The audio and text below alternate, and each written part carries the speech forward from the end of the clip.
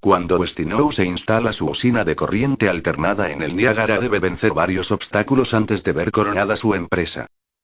El primero y más importante de todos es que su competidor Edison ya estaba instalado y vendiéndole corriente continua a las mismas personas a las que él le deseaba venderle la nueva forma de energía. Además de la furiosa campaña publicitaria en contra que estaba realizando la empresa General Electric, es decir Edison, diciendo que la corriente alterna era extraordinariamente peligrosa. Por ello Westinghouse debía convencer a sus clientes que su producto era mejor o por lo menos igual al de su competidor. Y para ello necesitaba una forma de comparar ambas energías.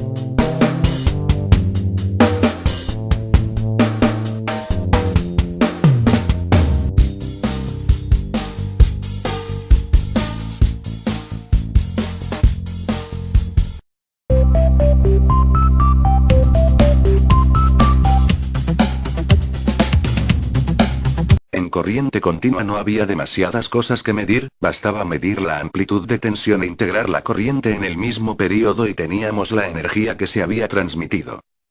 La tensión era relativamente constante, por lo cual simplemente multiplicamos por una constante que era ese valor de tensión.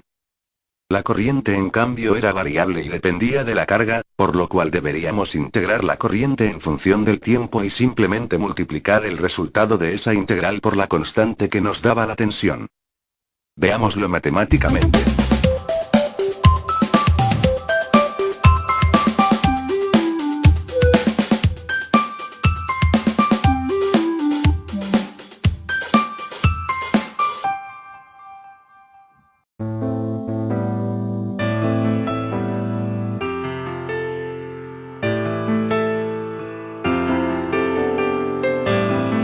La energía es la potencia multiplicada por el tiempo que se consume. Pero como ocurre en cualquier distribución normal de energía eléctrica, la potencia no será constante, porque en general las cargas no son constantes en el tiempo, entonces nuestra fórmula quedará que la energía es la integral entre 0 y el tiempo de la potencia por el diferencial de tiempo, en la cual 0 y t son el instante inicial y final de nuestra medición. Pero la potencia en electricidad es el producto de la tensión por la corriente.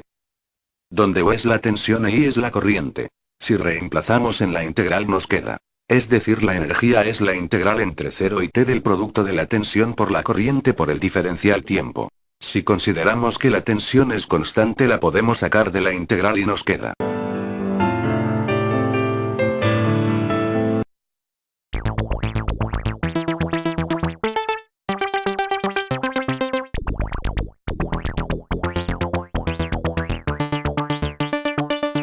Que la energía es una constante que es la tensión multiplicada por la integral de la corriente entre 0 y t.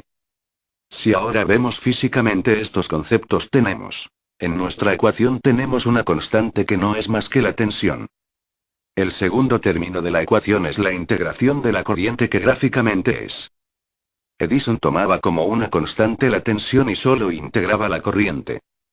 Edison usó diversos mecanismos para medir la corriente, los primeros eran de tipo electroquímico, la corriente al pasar provocaba la degradación de un metal y lo llevaba de un cátodo a un ánodo, a fin de mes se pesaba el ánodo y así se establecía la corriente consumida, no era un método muy práctico. Otros como el mostrado en la figura hacían que una columna de mercurio se trasvasara de un recipiente al otro y a fin de mes solo había que leer cuánto mercurio se había trasvasado, se daba vuelta el aparato y todo comenzaba de vuelta, en estos ya no había que pesar nada, todo un avance frente a los anteriores.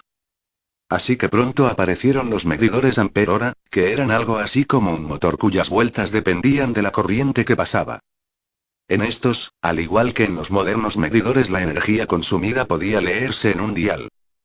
Pero antes de seguir con este interesante tema de cómo se mide la corriente, veamos primero qué es la potencia, no desde el punto de vista de los electricistas sino más bien de los mecánicos que en definitiva son los que la usarán.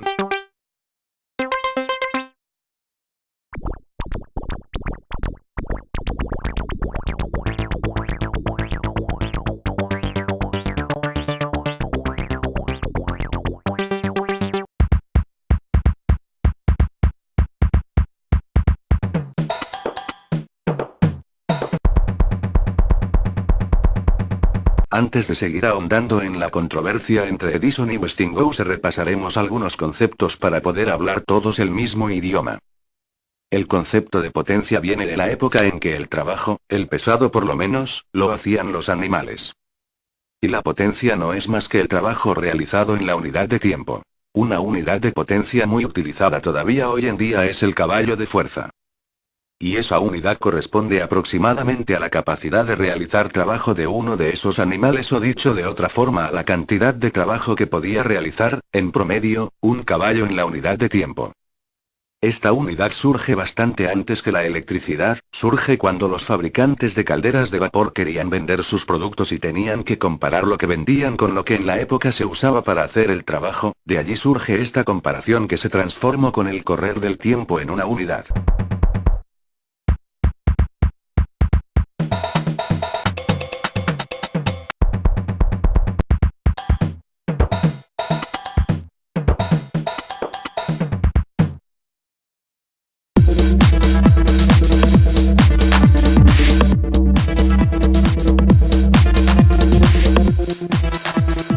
Hoy en día esa unidad la definimos de otra manera.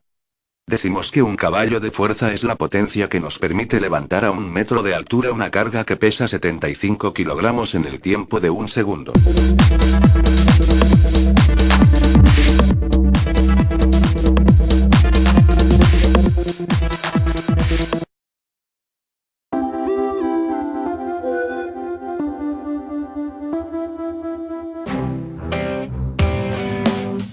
Si recordamos ahora que 1 kilogramo fuerza es igual a 9,8 newton. Por aquello que decía Newton, que la aceleración es igual a la fuerza sobre la masa. Y que por lo tanto la fuerza no es más que la masa por la aceleración. Para recordar esta fórmula podemos pensar en una nave espacial en la cual entre más fuerza haga su cohete o su sistema de impulso, mayor será la aceleración que esa nave alcance. Y como por ahora en el planeta Tierra la aceleración es de 9,8 metros sobre segundos al cuadrado, nos queda finalmente que 1 kilogramo fuerza no es más que 9,8 newton.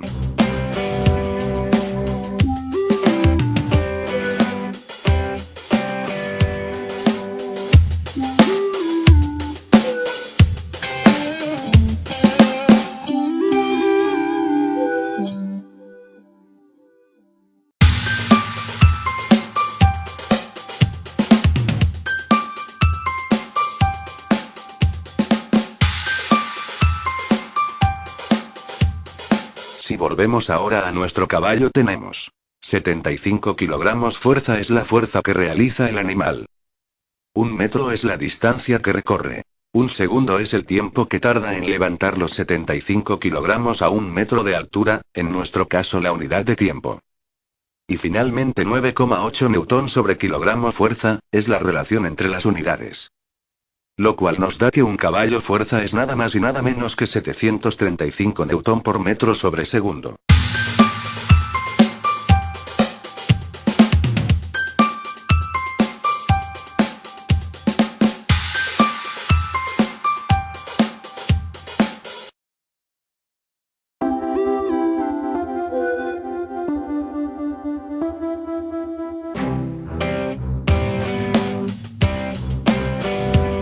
Resumiendo, un HP o horsepower, es decir en nuestro idioma un caballo de fuerza, son 735 newton por metro sobre segundo. Pero recordemos que los newton por metro son joule. Y que los joules sobre segundo son watt. Por lo que nuestro caballo de fuerza es nada más y nada menos que 735 watt. Si esto lo llevamos a unidades eléctricas, un HP es aproximadamente 3/4 de kilowatt. Y esto es exactamente lo que debía demostrar Westinghouse, que vendía a sus clientes.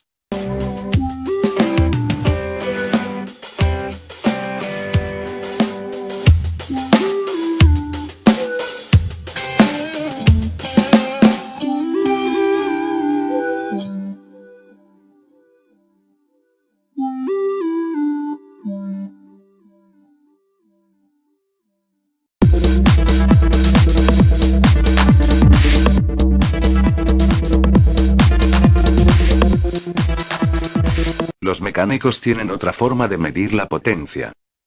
Ellos dicen que la potencia es igual al par multiplicado por la velocidad angular de rotación. Recordemos que el par no es más que una fuerza multiplicada por una distancia. Por su parte, la velocidad angular o velocidad de rotación no son más que los radianes por segundo que se recorren o giran. Si recordamos que los radianes son adimensionales, tenemos que la potencia no será más que newton por metro sobre segundo. Resultado análogo al que habíamos obtenido con nuestro ejemplo del caballo de fuerza.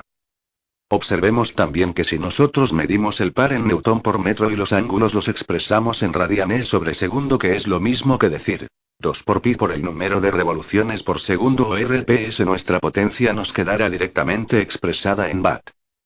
Volveremos sobre este concepto más adelante.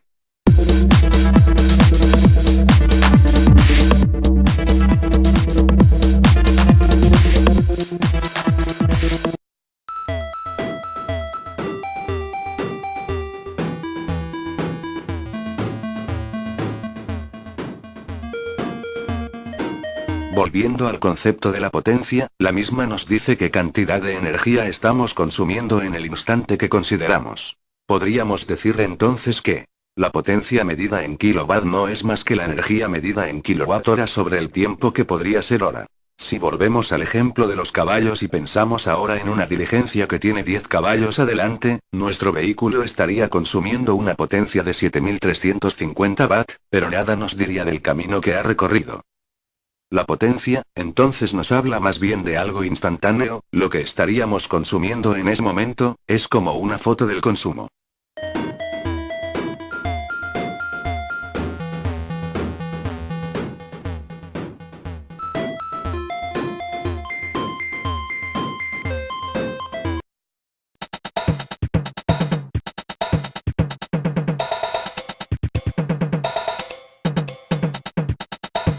Para poder comprar o vender energía, es necesario, además de conocer la potencia, conocer el tiempo que se consumió. En la gráfica mostramos la tensión en función del tiempo para una distribución de corriente continua de un tiempo de 14 segundos. Para calcular la energía entregada deberemos conocer la distribución de la corriente en función del tiempo que mostramos en la siguiente imagen. Para el cálculo tomaremos cada uno de los intervalos de tiempo donde la corriente se mantiene constante y los multiplicaremos por el valor de la tensión y el tiempo transcurrido. Y sumaremos cada uno de estos consumos parciales, como veremos en la próxima diapositiva.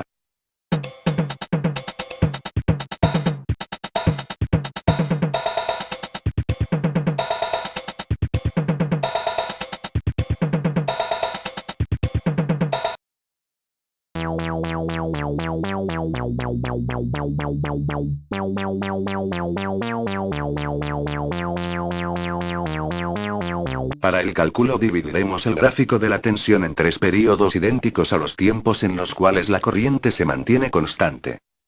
Luego multiplicaremos la tensión que se mantuvo constante por el valor de la corriente por el tiempo que duró el intervalo.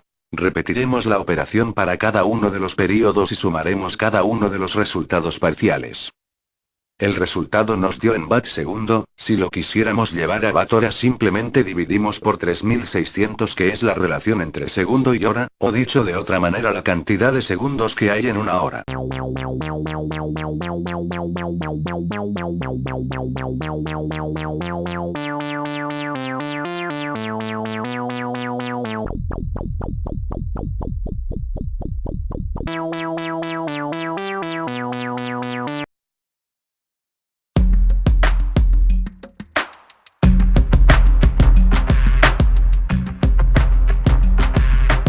La corriente continua es algo esencialmente constante, según hemos visto, difícil de comparar con algo pulsante tal como la corriente alterna. Westinghouse necesitaba otro elemento de comparación que no albergara dudas a sus consumidores.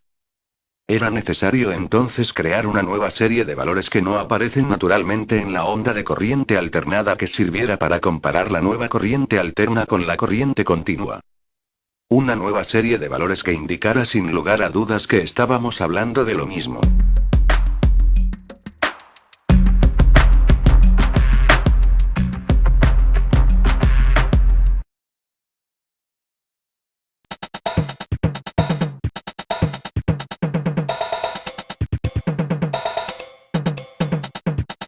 Se introduce así el concepto del valor eficaz de la corriente alterna. Tendremos así una unidad que nos indica el mismo efecto en corriente alterna que el valor equivalente en corriente continua. Se define el valor eficaz de una corriente alterna, aquel que producirá los mismos efectos que una corriente continua, ya sea en un calentamiento o en una acción electromagnética.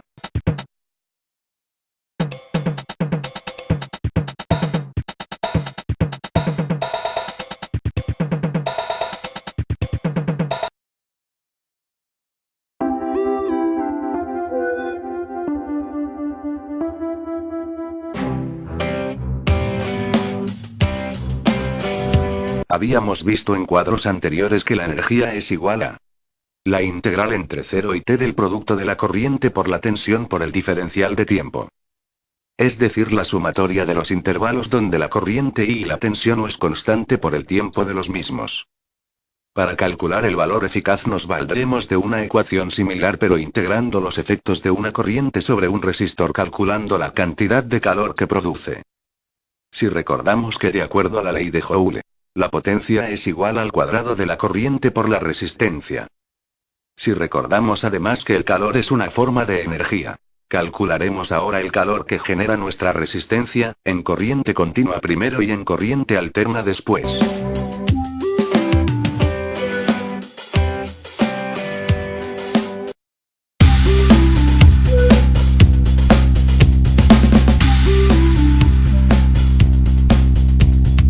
Para la corriente continua el calor producido será igual al producto de la corriente al cuadrado multiplicado por la resistencia por el tiempo, que no es ni más ni menos que la aplicación de la ley de Joule para magnitudes que se mantiene constantes. Para el cálculo del calor producido por la corriente alterna, debido a que la corriente varía entre un máximo y un mínimo 50 veces por segundo, deberemos integrar la corriente entre 0 y t, recordemos que para la continua multiplicamos por el tiempo t. Y como tanto la tensión como la corriente varían, es necesario integrar estas variables en el período especificado.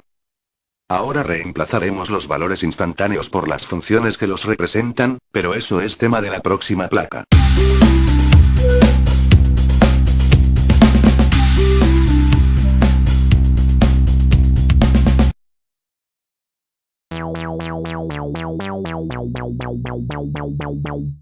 En corriente alterna, como dijimos, el calor producido será igual a la integral entre 0 y t de la corriente instantánea al cuadrado multiplicada por la resistencia y por el diferencial del tiempo.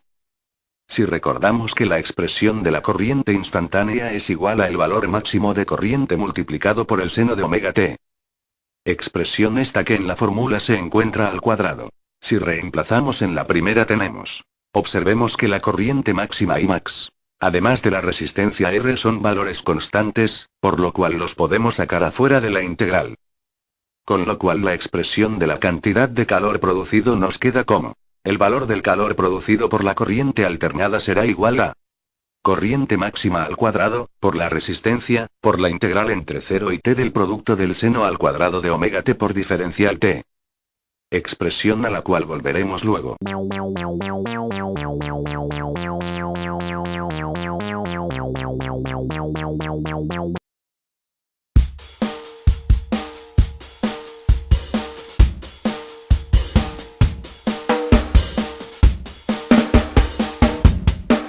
Si volvemos a las expresiones originales de la cantidad de calor que se produce por la corriente continua y por la corriente alterna. Y como lo que queremos es sacar la relación para igual cantidad de calor producido, simplemente igualamos ambas expresiones. Luego sacamos las constantes de adentro de la integral y simplificamos, con los que nos quedará que el valor de la corriente continua al cuadrado multiplicado por el período t será igual a la integral entre 0 y t del valor instantáneo de la corriente alterna al cuadrado multiplicado por el diferencial de tiempo. Expresión esta bastante lógica que ya nos da idea de lo que buscamos y de semejanza de los valores físicos que comparamos. En la siguiente diapositiva avanzaremos con el razonamiento.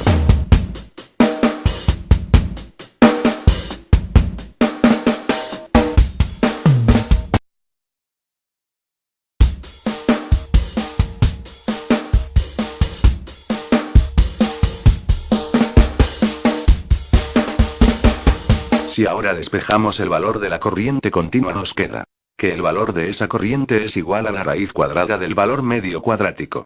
Lo que nos lleva a concluir que el valor eficaz de una corriente es entonces el valor medio cuadrático por periodo.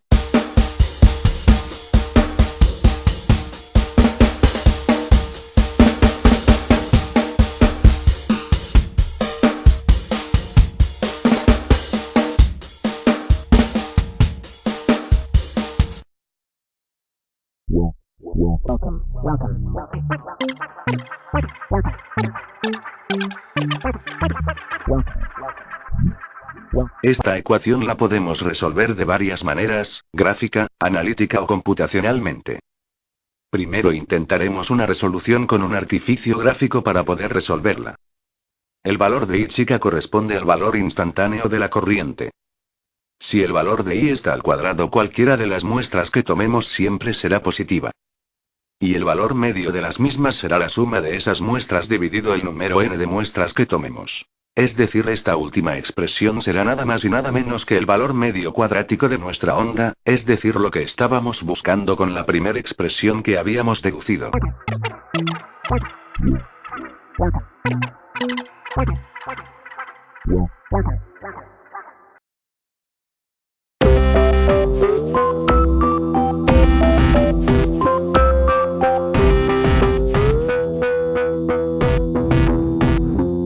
La expresión no es más que el valor medio cuadrático de la corriente, tal como decíamos en la anterior diapositiva. Si elegimos el período de toma de muestras igual al período de la onda, el valor no será otra cosa que el valor eficaz, o sea, el valor medio cuadrático de la corriente que queremos calcular. Si ahora representamos el vector de la corriente y la forma de onda tenemos.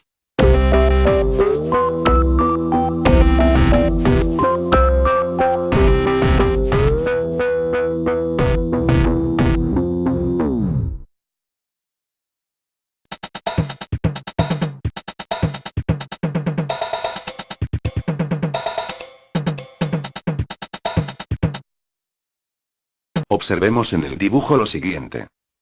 Si a cualquier valor del vector corriente le buscamos otro vector que esté 90 grados más adelante, tendremos lo mostrado en la figura. Esos dos valores instantáneos del vector corriente que se encuentran a 90 grados uno de otro y que corresponden a la corriente I1, E, y 2, formarán dos triángulos tal como muestra la figura.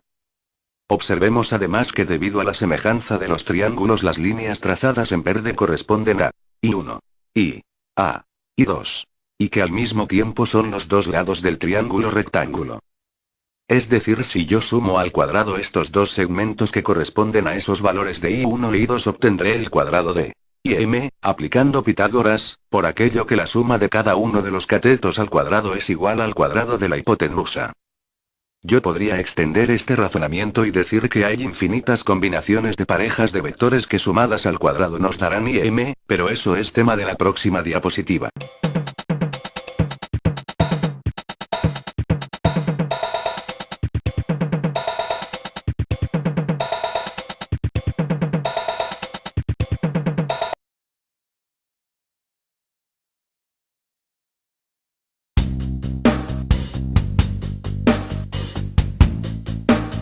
Como decíamos en la anterior diapositiva, podemos encontrar infinitas parejas de I1 y I2 que sumadas al cuadrado nos darán IM al cuadrado. Si yo generalizo el razonamiento, puedo escribir: la suma de estos pares de vectores me darán n sobre 2 veces el valor de IM, ya que cada dos vectores que yo sumo obtengo un IM. Así que la expresión me quedará dividida por 2.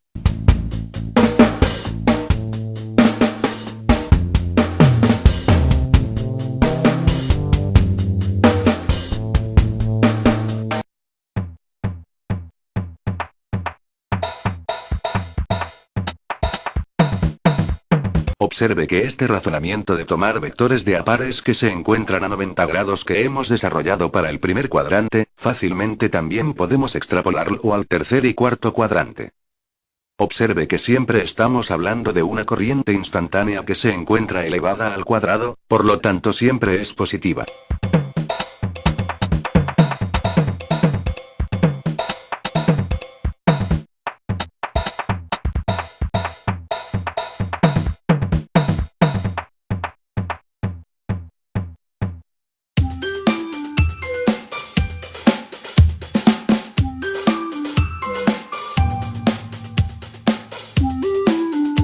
Si ahora relacionamos la expresión recién hallada con la que obtuvimos en la imagen 23 y reemplazamos la suma de los valores de I por la expresión recién hallada, tenemos que, si ahora simplificamos los valores de n, nos queda que la relación entre el valor eficaz de la corriente alterna y el de la corriente continua es de raíz de 2.